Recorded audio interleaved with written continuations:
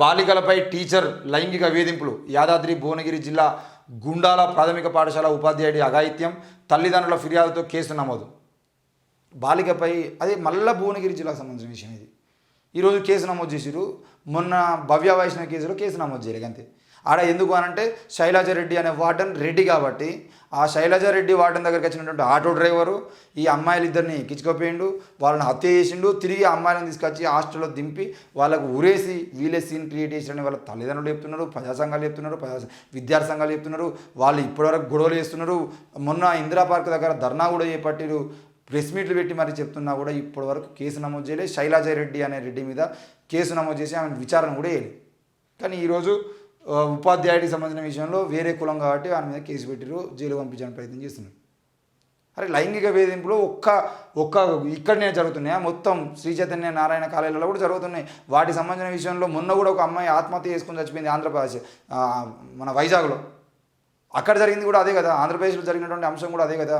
నన్ను ఇబ్బంది పెడుతున్నారు, ఈ విషయాన్ని మీకు ఎట్లా తీసుకురావడం నాకు అర్థం కావట్లేదు, నన్ను మానసికంగా శారీరకంగా నన్నే కాదు నా ఫ్రెండ్స్ అందరినీ కూడా ఇబ్బంది పెడుతున్నారు, వాళ్ళందరూ కూడా వాళ్ళ పరువు పోతాయని చెప్పేసి వాళ్ళు బయటికి రావట్లేదు, ఇక్కడ ఉన్న ట్విట్టర్లో మమ్మల్ని ఇబ్బంది పెడుతున్నారని చెప్పేసి చెప్పారు. ఏం జరుగుతుంది అసలు విద్యా వ్యవస్థకు సంబంధించిన విషయంలో? ఇంతకుముందు పోలీసులు కూడా జోక్యం చేసుకొని ర్యాగింగ్ నిరోధక చట్టాలు వేయడము, ర్యాగింగ్కి సంబంధించిన అవగాహన సదస్సులు పెట్టడం, అక్కడ ఉపాధ్యాయుల మీద ఎంతో కొంత వాళ్ళ మీద ఉండేటువంటి శ్రద్ధ వాళ్ళ దగ్గర ఉంచేది. కానీ పోలీసులు కూడా ఈ మధ్యలో పట్టించుకోవడం లేదు.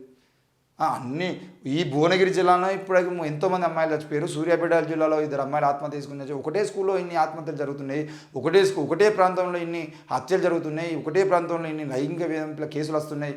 మరి అక్కడ ఉన్నటువంటి నల్గొండ ఎస్పీ ఏం చేస్తుంది, చందన దీప్తి గారు ఏం చేస్తున్నారు, భువనగిరికి సంబంధించినటువంటి భువనగిరి జిల్లా ఎస్పీ గారు ఏం చేస్తున్నారు, వీళ్ళందరూ అసలు అక్కడ కలెక్టర్ కానీ వీళ్ళు కానీ ఒక్కసారి నా పాఠశాలను పరిశీలించడానికి ప్రయత్నం చేసినంటే భవ్య వైష్ణవి చనిపోయిన తర్వాత కనీసం కలెక్టర్ వచ్చి ఒక 2 విద్యార్థులు చనిపోయారు, అది కూడా చిన్న వయసులో ఉన్నటువంటి విద్యార్థులు చచ్చిపోయేది ఉంటే వాళ్ళకు సంబంధించిన కేసులో కలెక్టర్ కానీ ఆర్డీఓ కానీ ఎస్పీ కానీ అక్కడికి వచ్చి కూర్చొని పూర్తి స్థాయిలో విచారణ చేయకపోతే ఈ బిడ్డల బతుకుల మీద మీకు ఎంత శ్రద్ధ ఉందో ఒకసారి అర్థం చేసుకోండి.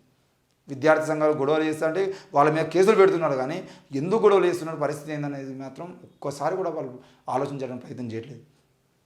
యాదాద్రి భువనగిరి జిల్లా గుండాల మండల కేంద్రంలోని ప్రాథమిక పాఠశాల ఉపాధ్యాయుడు హై స్కూల్ కూడా కాదు, ప్రాథమిక పాఠశాల ఉపాధ్యాయుడు అండం మాధవరెడ్డి పలువురు బాలికల పట్ల లైంగిక వేధింపులకు పాల్పడినందుకు బాధిత తల్లిదండ్రులు ఫిర్యాదు మేరకు కేసు నమోదు చేసినట్లు ఎస్ఐ యాకన్న తెలిపారు.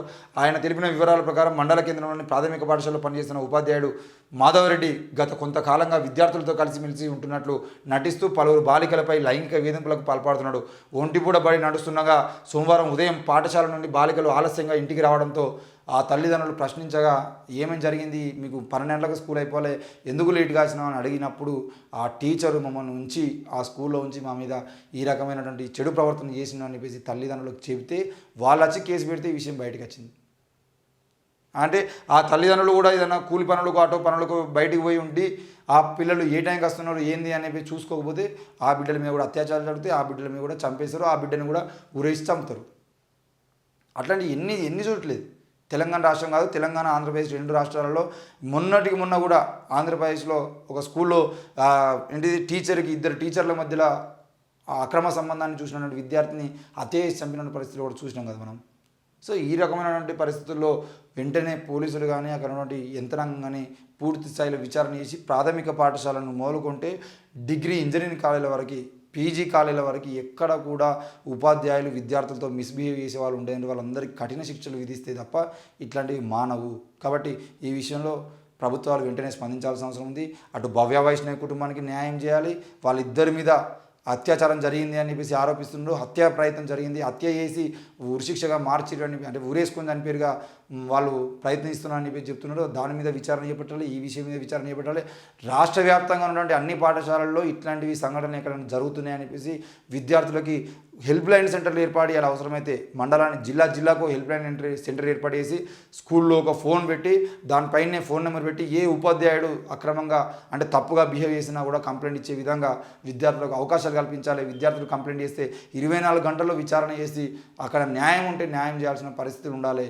అట్లాంటి వ్యవస్థను ఏర్పాటు చేయాల్సిన బాధ్యత ప్రభుత్వం మీద ఉంది.